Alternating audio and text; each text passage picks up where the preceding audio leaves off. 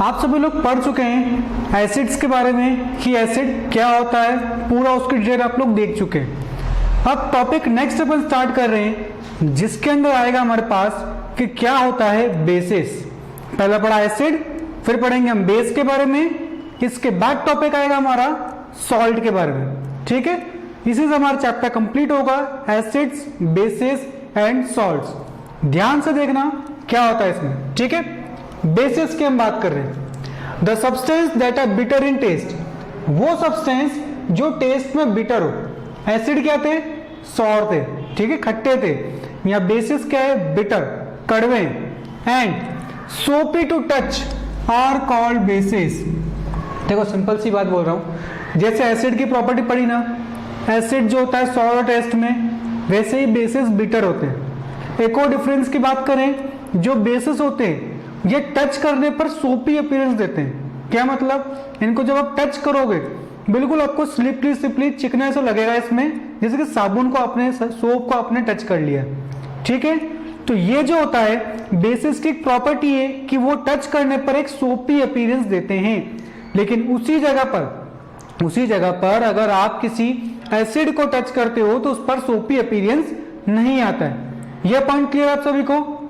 फिर the nature of such substance is said to be basic, और जिन substance के पास ये बेसिक ये नेचर होगा कि सोपी टच, बिटर इन टेस्ट, वो सब्सटेंस कहलाएंगे बेसिक।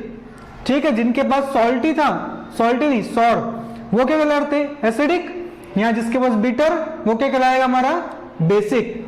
फिर एग्जाम्पल सभी लोगों को याद रखने हैं विथ फॉर्मूले। ठीक है, और कोई भी स्मॉल और कैपिटल लेटर में गड़बड़ नहीं करेगा, जैसे लिखा गया है सेम टू सेम आपको याद रखना है। एग्जाम्पल देखो, सोडियम हाइड्रोक्साइड, क्या है फॉर्मूला? NaOH। फिर पोटेशियम हाइड्रोक्साइड, क्या है इसका formula? KOH। Calcium hydroxide CaOH whole twice. Magnesium hydroxide MgOH whole twice. ये वो हमारे कि जनरली बेसिस होते क्या है उसके बारे में। ठीक है, नेक्स्ट अपन लोग अब देखते हैं स्ट्रॉन्ग बेस और वीक बेस क्या होते हैं। याद करके बताओ, स्ट्रॉन्ग एसिड और वीक एसिड क्या चीज थी? स्ट्रॉन्ग एसिड और वीक एसिड क्या चीज थी? हमने क्या कहा था? जो भी चीज पानी में जाने के बाद जितने ज्यादा H+ आयन देगी वो उतनी ज्यादा एसिडिक, और जो जितने कम देगी वो उतनी ज्यादा बेसिक। तो जैसे वहां पर H+ आयन थे, यहां पर हम बात करेंगे OH- आयन की। इसको होता है हाइड्रोक्साइड आयन। जो भी चीज पानी में जाने के बाद जितने ज्यादा OH- आयन देगी या फिर हाइड्रोक्साइड आयन हमको देगी, वो चीज उतनी ही बेसिक कहलाएगी। देखो क्या है, स्ट्रॉन्ग बेस की बात कर रहे हैं। A base is substance which when dissolved in water gives hydroxide ions in the solution greater the amount of hydroxide ion produced। जितने ज्यादा हाइड्रोक्साइड आयन प्रोड्यूस्ड होंगे, स्ट्रॉन्गर इज द बेस, उतना ही स्ट्रॉन्ग आपका बेस कहलाएगा वो। Strong base are very corrosive, इसको याद रखना। जैसे एसिड आपका करोसिव था, वैसे ही आपके स्ट्रॉन्ग बेस जो होते हैं वो भी करोसिव नेचर के होते हैं। And can burn the skin, और आपकी स्किन को ये बर्न कर सकता है। इसके एग्जाम्पल भी आप लोगों को याद रखने हैं। Examples are sodium hydroxide, caustic potash और पोटेशियम हाइड्रोक्साइड। पोटेशियम हाइड्रोक्साइड का एक और नाम है कास्टिक पोटाश। ये हुआ आपका इंट्रोडक्शन में इसमें कि बेसिस क्या होते हैं और स्ट्रॉन्ग बेस क्या हो रहे हैं। ठीक है, फिर नेक्स्ट देखेंगे।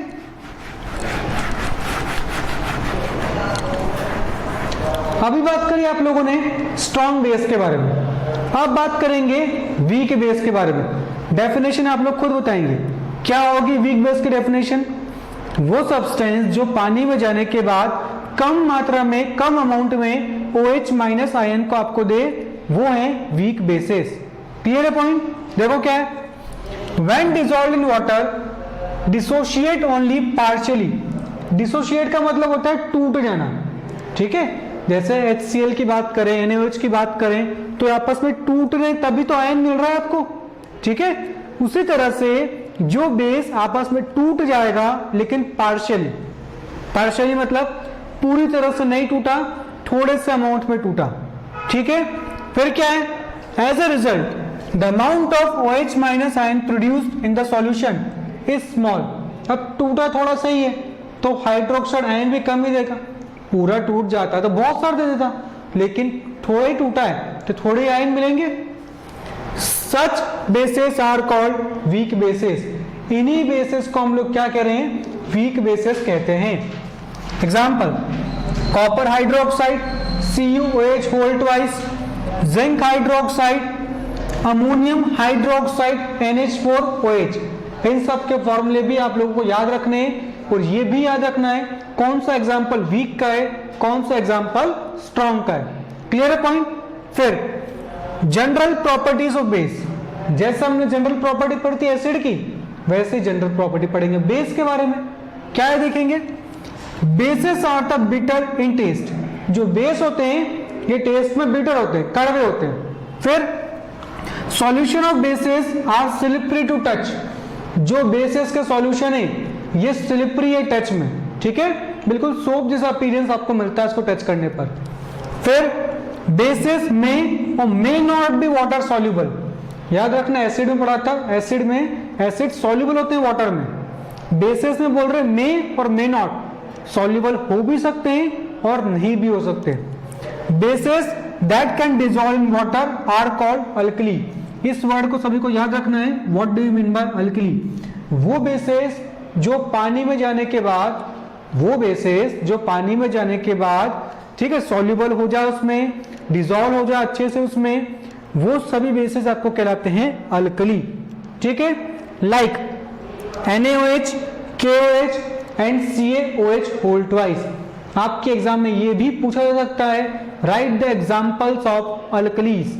तो आपको याद रखना है अल्कलीज और बाकी बेसिस में क्या डिफरेंस है। जो बेस पानी में डिसॉल्व हो जाएंगे सिर्फ वही अल्कली कहलाएंगे। क्लियर है पॉइंट। फिर bases turn red litmus solution to blue.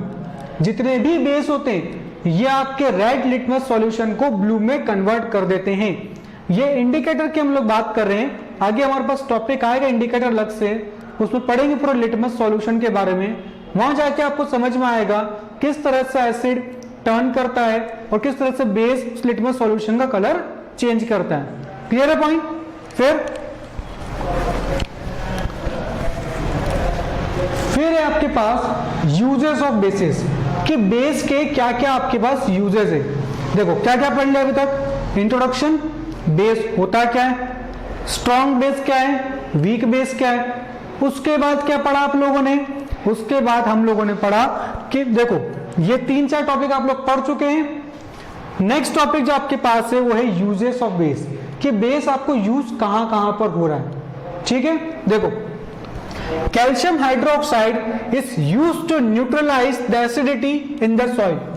जो सॉइल में एसिडिटी होती है, क्या मतलब, आपकी जो सॉइल है अगर उसके अंदर एसिड का अमाउंट ज्यादा हो जाए, उसके अंदर एसिड का अमाउंट ज्यादा हो जाए तो उसको न्यूट्रलाइज करने के लिए ये आगे रिएक्शन भी आ रही है आपके पास कि what do you mean by neutralize या न्यूट्रलाइजेशन रिएक्शन।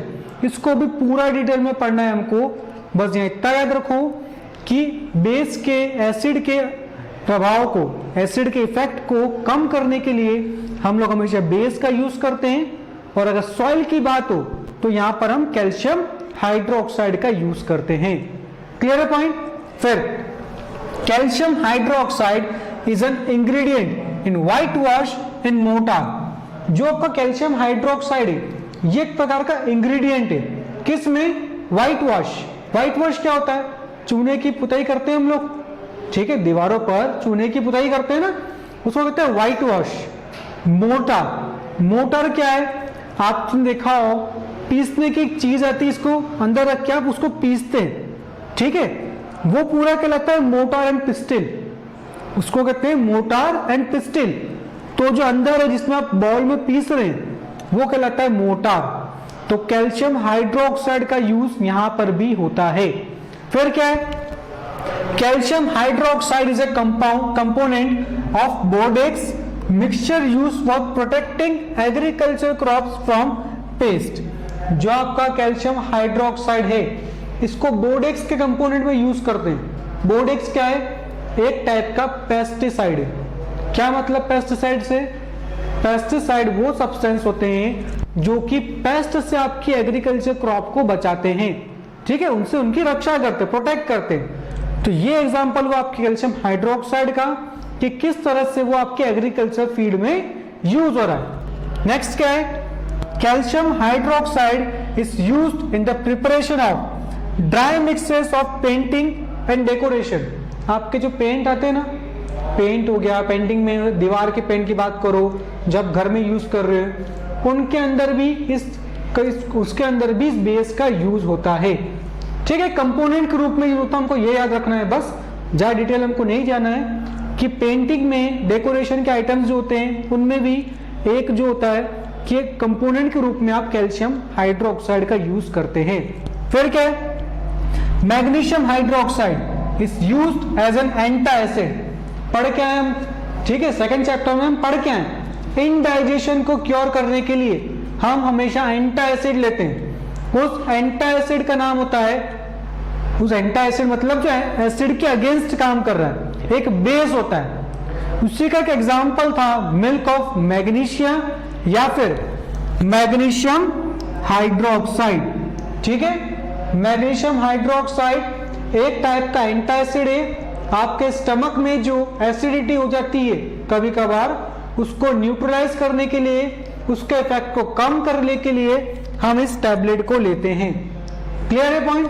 फिर एंड लैक्सेटिव, और लैक्सेटिव के रूप में भी इसको हम यूज करते हैं। अब लैक्सेटिव क्या होता है? कभी कभार हमारे जो इंडाइजेशन होता है हमारी बॉडी में, तो हमारे स्टमक को, इंटेस्टाइन को हमको क्लीन करना होता है। अगर इंटेस्टाइन और आपका स्टमक क्लीन नहीं हुआ तो आपकी जो बॉडी है उसमें डैमेज हो सकते हैं, ठीक है। अनवांटेड चीजों को आपको बॉडी से बाहर पास आउट करना ही पड़ेगा। तो अगर आपकी बॉडी उस चीज को नहीं कर पा रही है तो उसके लिए आप लैक्सेटिव को लेते हैं। लैक्सेटिव आपकी बॉडी में जाकर के पेरिस्टालसिस मूवमेंट को करवाता है, जिससे आपकी बॉडी में, आपके स्टमक इंटेस्टाइन में से सारा कचरा बॉडी से बाहर आ जाता है, ठीक है। फिर it help to correct excess acidity in the stomach. Stomach की एसिडिटी को कम करने काम कर रहा, ये तो पढ़ ही चुके हम। फिर sodium hydroxide is used in the manufacture of paper and textile. Sodium hydroxide जो है उसका यूज कहां पर हो रहा है? उसका यूज हो रहा है हमारे पेपर और टेक्सटाइल्स के अंदर। तो ये तो कुछ थे आपके पास एग्जांपल कि किस तरह से आपका बेस जो है यूज हो रहा है, आपके बेसिस का आप कहां कहां पर यूज कर रहे हैं। फिर नेक्स्ट है sodium hydroxide is used in homes to unblock drains. देखो क्या होता है, कभी कभार हमारे जो घर की नालियां होती है वो चौक हो जाती है, कचरा फंस जाता है, या उसमें कोई ऐसी चीज आ गई जिससे उसमें पानी नहीं जा पा रहा है। तो उसको अनब्लॉक करने के लिए आप उसमें सोडियम हाइड्रोक्साइड को डालते हैं। टैबलेट्स के रूप में होता है, उसको डालते हैं, जिससे आपकी जो ड्रेन्स होती है बिल्कुल क्लीन हो जाती है। जो भी चीज को अनब्लॉक कर रही थी, उसको रोक रही थी, उसको वहां से वो हटा देती है। यह पॉइंट क्लियर है आप सभी को? फिर sodium hydroxide is used in the manufacture of soap and detergent. जो सोप और डिटर्जेंट हम यूज करते हैं उसको बनाने के अंदर भी सोडियम हाइड्रोक्साइड का एक यूज होता है।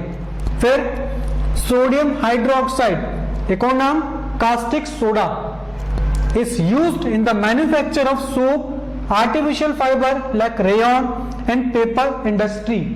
ये जो चीज है इसको आप लोग पेपर इंडस्ट्री में यूज करते हैं, रेयन को बनाने के लिए हम लोग यूज कर रहे हैं, और किस में कर रहे हैं हम? सोप्स को बनाने में इसको यूज कर रहे हैं। याद आपको ये इसमें ये रखना है कि सोडियम हाइड्रोक्साइड का एक और नाम है कास्टिक सोडा। जहां पोटेशियम हाइड्रोक्साइड का पड़ा कास्टिक पोटाश, सोडियम हाइड्रोक्साइड का है कास्टिक सोडा। क्लियर है पॉइंट? फिर potassium hydroxide is used in the manufacture of soft soap and for absorbing CO2। अब ये सॉफ्ट सोप क्या होते हैं? सोप तो हमने एक ही चीज पढ़ी कि सोप साबुन, लेकिन सॉफ्ट और हार्ड में क्या फर्क आ रहा है? जो सॉफ्ट सोप होते हैं ये होते हैं हमारे शैम्पू या हैंड वॉश। फर्क समझ रहे हैं? आपका जो हैंड वॉश है या आपका जो शैम्पू है वो कहलाते हैं सॉफ्ट के अंदर, और जो बाकी जब अलग यूज करते हैं हैंड वॉश के लिए, नहाने के लिए, वो सब आते हैं हार्ड सोप के अंदर। डिफरेंस क्लियर हो रहा है आपको क्या बोल रहा हूं? और एब्जॉर्बिंग CO2, आपकी जो कार्बन डाइऑक्साइड कहीं पर ज्यादा हो जाती है, आपको कभी उसको रोकना हो, फर्स्ट चैप्टर में हम लोग पढ़ा है, हमको जो एक्सपेरिमेंट करना था कि किस तरह से प्लांट बिना CO2 के जी पाएगा या नहीं जी पाएगा, वहां अंदर आपने पेट्री डिश में क्या रखा था? वहां आपने पेट्री डिश में क्या रखा था? यही तो रखा था, कास्टिक पोटाश। समझ पा रहे? फिर कैल्शियम हाइड्रोक्साइड या फिर slagged lime is used in the manufacture of bleaching powder in white washing and testing of CO2 gas. ये हम नेक्स्ट चैप्टर में इसको डिटेल में पढ़ेंगे, किस तरह से आपको जो टेस्ट करने में लाइम वाटर यूज में आता है। जैसे CO2 उसके अंदर जाती है ये मिल्की अपीयरेंस देता है, इसीलिए टेस्ट के लिए काम आता है। नेक्स्ट चैप्टर में आपको पूरा क्लियर होगा ये, और व्हाइट वॉशिंग में इसका एक और यूज होता है। ठीक है। फिर ammonium hydroxide is use to removing grease from cloth. जो अमोनियम हाइड्रोक्साइड है इसका यूज करते हैं हम हमारी बॉडी से ग्रीस को निकालने के लिए, हमारी बॉडी से ग्रीस को बाहर निकालने के लिए इसका यूज करते हैं। और क्या है? In dry cleaning and cleaning window pans. और आपके जो विंडोज है इन पैन्स को यूज करने के लिए, इनको भी क्लीन करने के लिए इन सब चीजों का यूज करा जाता है।